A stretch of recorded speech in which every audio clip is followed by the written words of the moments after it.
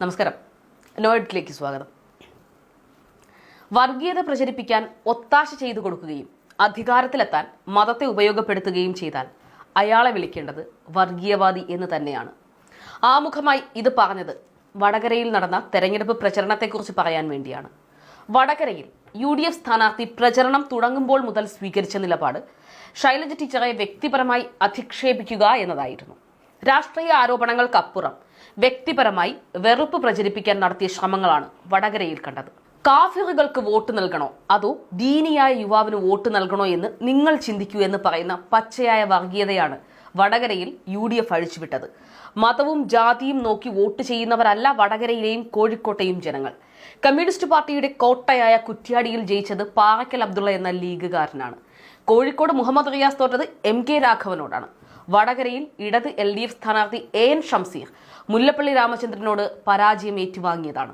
ഇത്രയും പറഞ്ഞത് ഈ നാട്ടിലെ മനുഷ്യർ മതം നോക്കിയല്ല വോട്ട് ചെയ്യുന്നതെന്ന് സ്ഥാപിക്കാനായാണ്. പക്ഷെ ഇതുകൊണ്ടൊന്നും വർഗീയ പ്രചരണം നടത്തിയ ലീഗിന്റെയും കോൺഗ്രസിന്റെയും നടപടിയെ സാധൂകരിക്കാനാകില്ല.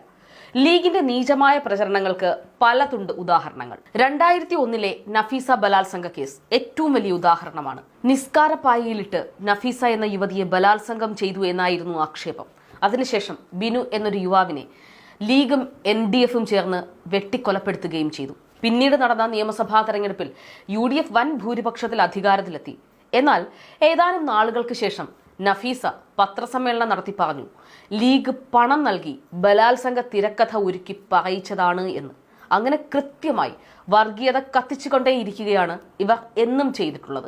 ഈ തെരഞ്ഞെടുപ്പിൽ അതിന്റെ ഹൈ എൻഡ് വേർഷനാണ് വടകരയിൽ കണ്ടത്. ഇത്തവണ ജയിച്ചാൽ അടുത്ത 20 വർഷത്തേക്ക് നമ്മുടെ കൗമു ആയിരിക്കും MP, അതായത് നമ്മുടെ മതവിഭാഗത്തിൽ പെട്ടവനായിരിക്കും MP എന്നാണ് ലീഗുകാർ ഓരോ വീടുകളിലും കയറി ഇറങ്ങി പറഞ്ഞത്.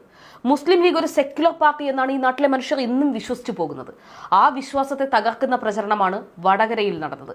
പിന്നെ ഷാഫി പറമ്പിൽ തെരഞ്ഞെടുപ്പിന് ശേഷം നടത്തിയ വാർത്താ സമ്മേളനം, എന്നെ വർഗീയവാദിയാക്കി ചിത്രീകരിക്കാൻ ശ്രമം നടക്കുന്നേ എന്നുള്ള നിലവിളി, അതൊന്നും ഈ ഘട്ടത്തിൽ അംഗീകരിക്കാൻ കഴിയുന്ന ഒന്നല്ല.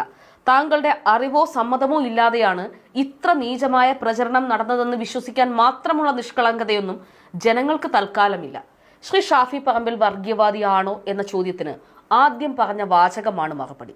വർഗീയത പ്രചരിപ്പിക്കാൻ ഒത്താശ ചെയ്തു കൊടുക്കുകയും അധികാരത്തിലെത്താൻ മതത്തെ ഉപയോഗപ്പെടുത്തുകയും ചെയ്താൽ അയാളെ വിളിക്കേണ്ടത് വർഗീയവാദി എന്ന് തന്നെയാണ്.